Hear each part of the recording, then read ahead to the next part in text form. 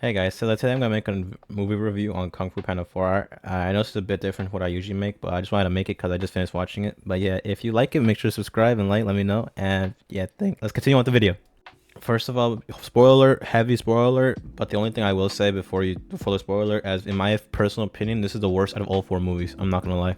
Don't get me wrong, it's not a bad movie per se. It's just compared to the other three, this just doesn't hold up to the three. I'm not gonna lie. Starting with the Furious 5, I get that they gave a very like low quality effort on why they're not there, but that's the thing, they're not there, and I feel like you can't have a Kung Fu Panda movie without the Furious 5.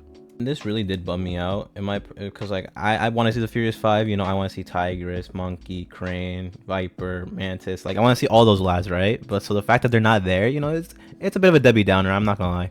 So that means this movie was basically just Poe. Like I know it's Kung Fu Panda, but like still I get it. So it was just Poe. I don't know. I just feel like so many pieces were missing in my opinion.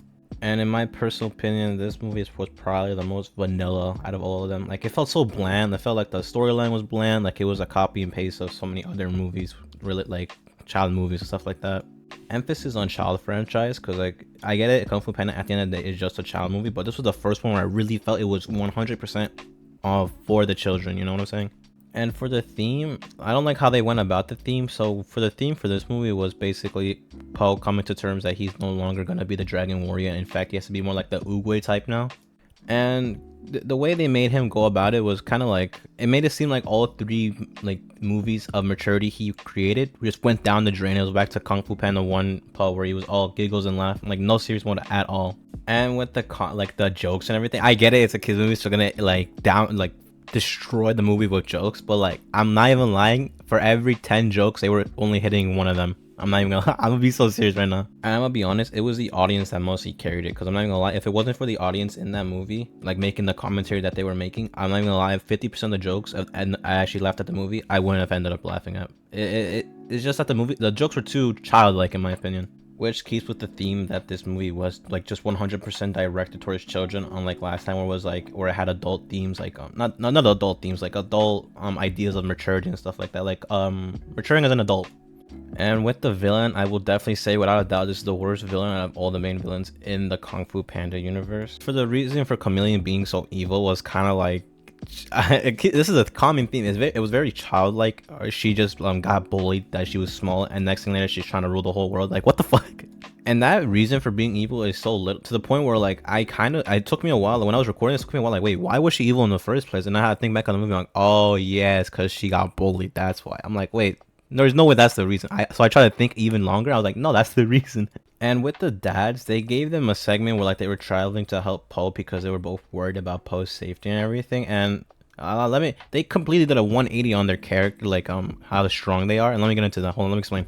In Kung Fu Panda 3, the both dads versed the Chi spirits, right? Two masters, right? And they were cooking, like they were handling it. But in this movie, they were too scared to even throw a punch. So I didn't like the consistency they had with the dads. Like one second they're badasses fighting masters of Kung Fu, next they're Kung Po's dad, like the panda, he's on the verge of crying because he got a splinter on his hand. Like come on, that's so inconsistent.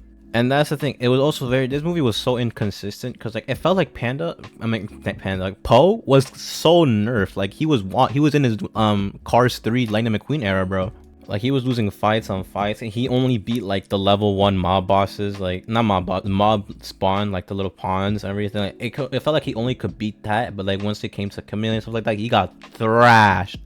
And I'm not saying the idea of Poe being washed is a bad idea. I'm not saying that at all. I'm just saying the inconsistency, because at the end of the movie, he went from being washed to his prime. He took out Chameleon in 2 shots. Like, brother, what the you were getting your ass handed to you by her in a minute ago. Now you're like one-shotting her. Like, what the and the next Kung Fu Panda, the next Dragon Warrior, I forgot her name, but she had the most bland like coming up story, because when was an orphan, got taken care of by criminals, and then she becomes a good guy. That's such a I get it, it's a good one, but it's kind of basic. The way they could have tweaked it a little bit.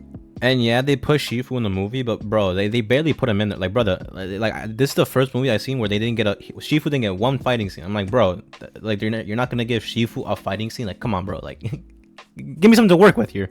And I don't like how misleading the trailers and the interviews were about this movie. For instance, I remember reading an article, I forgot where though, but it said specifically like Tai Lung, all the main villains are making a comeback, right? But it was so misleading on the way they actually pulled it off. For example, Tai Lung got maybe 1 or 2 scenes, and then Kai and then Shen got no scenes at all. They didn't even talk. Maybe like no, I'm not even lying. They got no scenes. They got no talking scenes, and they only got maybe Shen giving the side eye. And that's what's crazy about it. Like they basically they gave, if you, this was your first movie, I get it, it's your, like, you surely be watching the past, but if this is your first movie, you would think Kai, Shen, and Tai Lung are just filler characters by the way they treated them in this movie. You wouldn't even begin to think that they were at one point a main villain, and very significant ones at that. And you wouldn't think that at all about them. You would just think they're just the side characters who are coming back for a little cameo, you know. And the way Poe reacted to them being alive, like, you would think, I get it, at the end of the day he forgave them, but like, you wouldn't think he would give a little bit of a smirk to Shen or Kai, you know, like, he wouldn't give it a, oh, what are you doing here, or hey, you should be going back to your world and stuff like that. So at the end of the day, I would give this movie a standard 6 out of 10. Average, nothing wrong. I'm not saying it's bad, but definitely ain't good either. It's not bad, not good. It's vanilla. It's bland. It's good. It gets you through. But yeah, guys, thank you for watching. Let me know if you agree with what I'm saying, and if you watch the movie, and if you think it's also a 6 out of 10. I get it if you think it's lower, and I also get it if you think it's higher. It really depends on point of view, but for me, I watched all 4, like all 3 when I was a child, so like seeing how bland this one was, it's a little bit of a Debbie Downer, I'm not gonna lie. But yeah, guys, thank you guys for watching. Make sure to subscribe and like. I will be posting more anime stuff. I'm probably gonna post the next Blue Lock manga chapter when it comes out. It should be coming out soon, I think today, but I gotta wait for the English version. But yeah, thank you guys for watching, and I'll see you guys next time. Peace out.